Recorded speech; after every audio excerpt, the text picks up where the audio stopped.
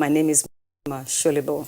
And I'm Chimobi Walter Naji. Many thanks for joining us. Now let's begin the news with the headlines. Lawmakers react to the 2021 budget proposal by President Buhari.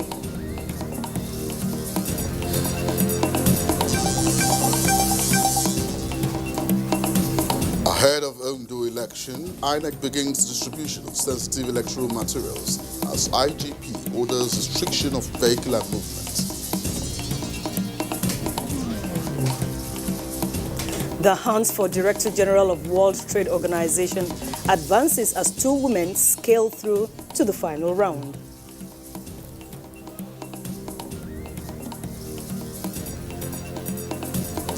Plus, Nigeria to begin hourly train services with introduction of electronic ticketing.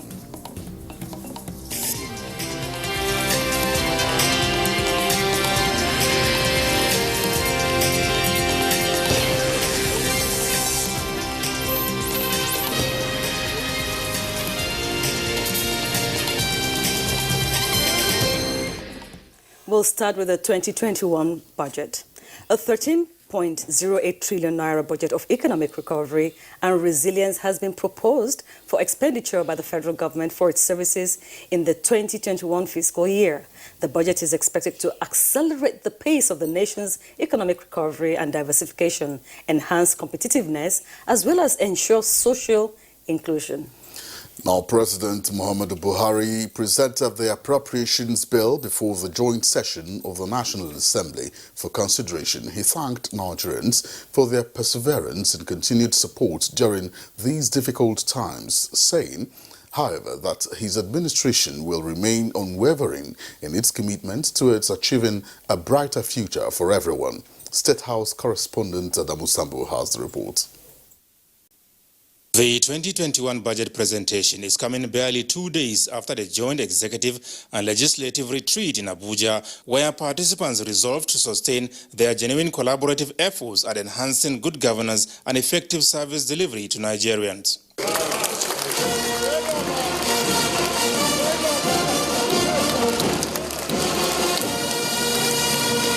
The ambience here clearly indicates unity of purpose as well as avowed commitment by all to accelerate the pace of national development.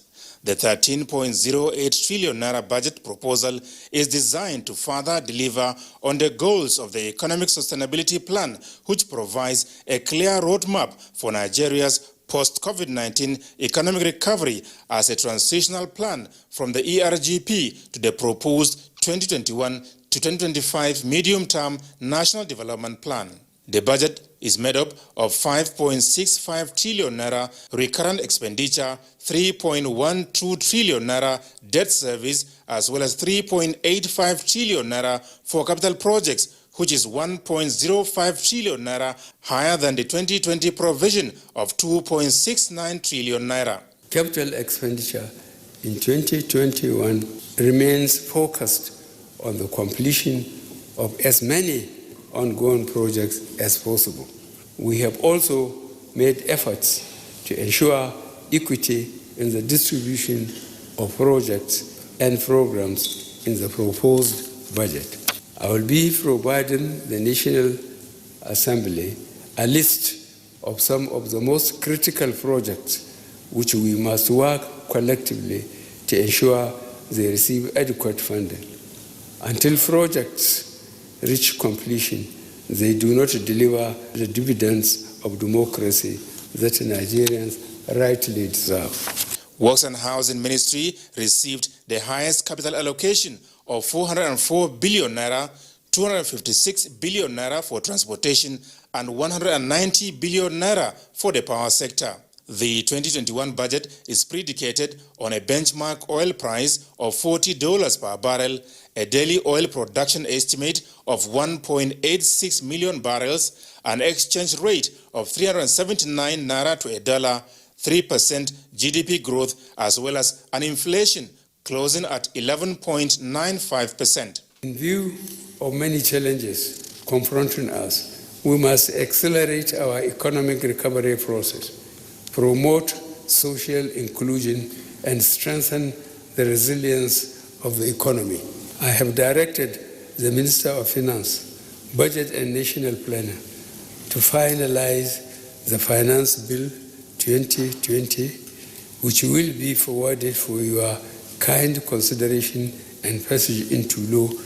The Finance Bill is to support the realization of our 2021 revenue projections, adopt appropriate counter-cyclical fiscal policies, and enhance the efficiency of fiscal incentives. As the government proposes, the budget is to be funded by 7.86 trillion naira oil and non-oil revenues, as well as grants and aids, while a deficit of 5.2 trillion naira will be financed mainly by new borrowings, privatization process, and drawdowns on multilateral and bilateral loans secured for specific projects and programs. Let me emphasize that revenue generation remains our major challenge. Nevertheless, government is determined to tackle the persistent problems with domestic resource mobilization, as there is a limit to deficit financing through borrowing. The time has come for us to maintain a healthy balance between meeting our growing expenditure commitments and our long-term public financial health. President Muhammadu Buhari noted with pride that progress has been made on several fronts with key policies, programs, and projects in critical priority areas delivered by government. The 2021 budget was prepared amidst a challenging global and domestic environment due to the persistent headwinds from the coronavirus pandemic. However, we are working assiduously to ensure a rapid recovery in 2021. It is my sincere hope that the National Assembly will pass this bill into law early enough to enable implementation by 1st January 2021. And to enhance good governance, the President said the nation's anti-corruption agencies have been strengthened to perform more effectively, while emergent cases of insecurity and insurgency are being addressed with innovative approaches towards ridding the country of bandits, kidnappers, and criminal behavior. In Abuja, Adamu Sambu, NTA News. And the Senate has mandated its Committee on Appropriations to ensure that senators get copies of the 2021 budget for second reading next week. President of the Senate, Ahmed Lawan, announced this shortly after the budget was presented by President Muhammadu Buhari.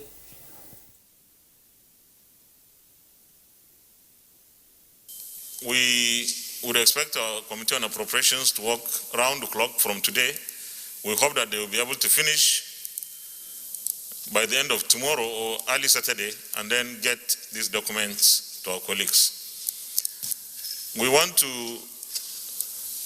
finish the second reading in 2 days, or where necessary in 3 days. That's the whole of the legislative week, next week, Tuesday, Wednesday, and Thursday.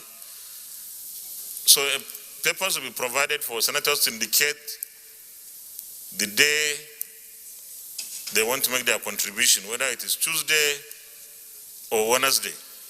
Nevertheless, we feel that we should take the debate, the second reading of the PIB, on Tuesday, the upper week, 20th. So while we are working on the budget, they can be doing some side work, at least to keep the work on the PIB a little bit warm. The totality of the Nigerian budget goes to benefit all Nigerians, irrespective of wherever you come from. If the power sector works, if infrastructure sector works, it works to the credit of all of us at the National Assembly and the Executive. And still on the 2021 appropriation bill, the National Assembly has pledged expeditious consideration and passage of the 2021 appropriation bill of 13.08 trillion naira, presented to a joint session of the National Assembly by President Muhammadu Buhari Thursday. And this is in tandem with the commitment of ensuring continuity of the January to December budget circle. National Assembly correspondent Lami Ali reports that the laying of the document is in fulfillment of constitutional provisions. The leadership of the bicameral legislature, in keeping with the resolve of partnership and cooperation with the executive in the economic sustainability and growth plan, diversification and social inclusion, considered the budget as critical. It noted and commended the proactive stance of the federal government in the fiscal estimate, which took into cognizance the economic and other indices due to the coronavirus pandemic. While acknowledging the diligence in the allocation of resources for developments, the National Assembly pointed to the need for governments to plug leakages and find additional sources of revenue. President of the Senate, Ahmed Lawan, reiterated that nation building in the interest of all citizens remains a priority for the 9th National Assembly, stressing that the budget, when effectively implemented, will energize the economy and improve the lives of citizens, which is why the National Assembly will not compromise on checks and balances. As we are about to begin another fiscal plan, we shall be influenced by the desire to consolidate on our gains coming from the hard lessons of the pandemic and on the urgency of sustaining our diversification programs, not only because of the unpredictable nature of oil revenue, but because of recent uncertainties arising from the coronavirus. The National Assembly is again ready to pass the 2021 budget before the end of the year, by the grace of God. The Speaker, House of Representatives Femi Gbajabiamila, gave a reminder on events in the most part of 2020, which indeed proved the world as a single global community, with each part dependent on the other, and hopes the 2021 financial projection captured this reality. We also promised to pass a budget that reflected our priorities: healthcare, education, public infrastructure, and the development of an economy that is less dependent on fossil fuels and gives to all Nigerians the ability to achieve their dreams, equal to their effort and commitment. The President, during the presentation of the budget estimates, appreciated the harmonious relationship between the two arms of government. The second reading of the 2021 appropriation bill is slated for next week to pave way for MDAs to appear before relevant committees for budget defense. From the National Assembly, Lami Ali, NTA News. And lawmakers have been speaking on the 2021 budget proposal presented by President Muhammadu Buhari to the joint session of the National Assembly. And National Assembly correspondent Vivian Idepefo reports that some people are of the view that the completion of ongoing infrastructural projects will go a long way in promoting the country's economic diversification drive. Her report. Challenge posed by the coronavirus pandemic, many said had slowed down the implementation of the 2020 budget, but expressed the hope that the projections in the 2021 budget will make a difference. For the first time, I'm hearing the president of the country say we are going to fix interest for small-scale industries. What does that imply? It means that the socio-economic activities and the economic small-scale industry will be encouraged. We need to create an enabling environment for business to thrive.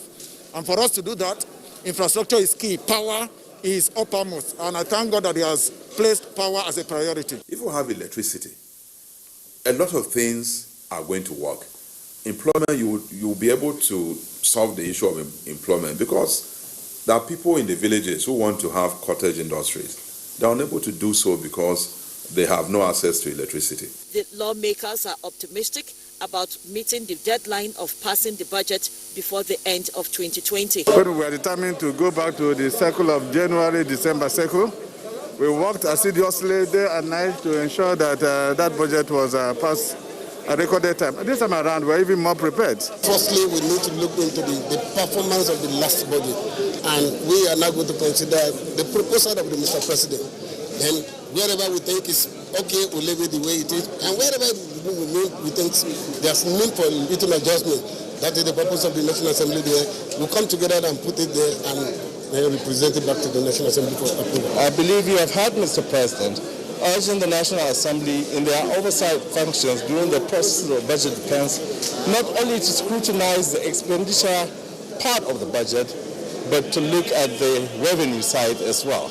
The 2021 budget proposal is tagged Budget of Economic Recovery and Resilience. From the National Assembly, Vivian Idekbefo, NTA News. Now away from the legislature to electoral matters. The Independent National Electoral Commission, INEC, has distributed sensitive election materials to the 18 local government areas of Ondo State for Saturday's election. Doris Ulumoko has more. From air security surveillance to ground policing, the security personnel were on ground to forestall any eventuality as INEC officials distributed sensitive election materials to electoral officers of each of the 18 local government areas of Ondo State. The materials, according to INEC, contain customized ballot papers for each of the local government areas to resist manipulation. The result sheet runs down from EC at a polling unit result sheet, which is customized to that unit, and the EC at B registration result sheet for collation at registration, customized to that registration area as well. As a matter of fact, one key thing that they just discussed with us is about the signature of the REC from EC8B and from EC86. And that one is being done by REC now right away. And that's what really happened in Edo State. And we are happy that that one is being replicated here in Ondo State. We think that's an improvement in the way to go about it, and that we have arrangement for seamless distribution without delays. And the distribution is done in the full glare of everybody. Nothing is tampered with. I think they are doing very, very well. The materials are being moved to each of the 18 local government areas for Saturday's governorship election. In Akure, Doris Ulumoko, NTA News. And similarly, the Inspector General of Police, IGP Muhammad Adamu, ordered the restriction of vehicular movement from 11:59 p.m. on Friday, 9th October 2020 to 6 p.m. on Saturday, 10th October 2020 in Ondo State. The order is part of efforts by the force to ensure effective coordination of public order and safety during the gubernatorial election. A statement by the Force Public Relations Officer, DCP Frank Mba, indicates that the IGP reiterates that the vehicular restriction order, among other things, is aimed at preventing political actors and troublemakers from freely engaging in unpatriotic acts, circulation and use of illicit arms and hard drugs, movement of political thugs from contiguous states to Ondo State, and disruption of electoral process, which are inimical to the dictates of the electoral laws. The IGP calls on residents of the Sunshine State to go out in their numbers on the day of the election and exercise their franchise. He assures that adequate security arrangements has been placed to secure the public space of the election, and the IGP also enjoins the citizens to bear any inconveniences arising from the restriction order, noting that the order is part of a necessary sacrifice to endure the nurture of and the sustained democracy in the country.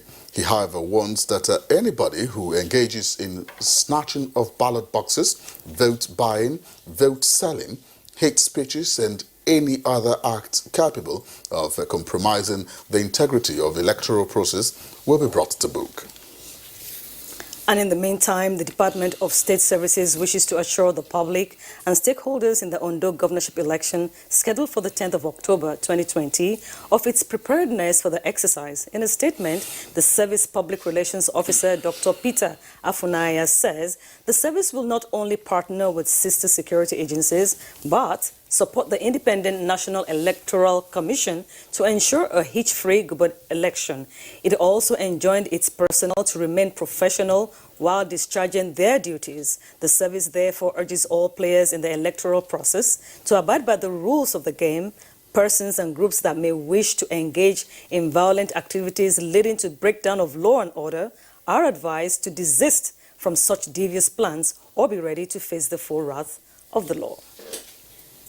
No face mask, no voting. Now, this is the position of the Presidential Task Force on COVID-19 for the Ondo governorship election on Saturday, in addition to urging strict compliance with other COVID-19 protocols. Yes, strict compliance indeed. And the PTF has also asked schools and aviation workers to guard against possible resurgence of cases in the country. Mitare Ikpen reports. Almost 1.5 million voters are expected to visit their polling units for the Ondo governorship election. The PTF says all preventive measures must be taken to avoid possible spread of COVID-19. Physical distancing must be enforced, especially in queuing at polling units. Alcohol-based hand sanitizers will be provided.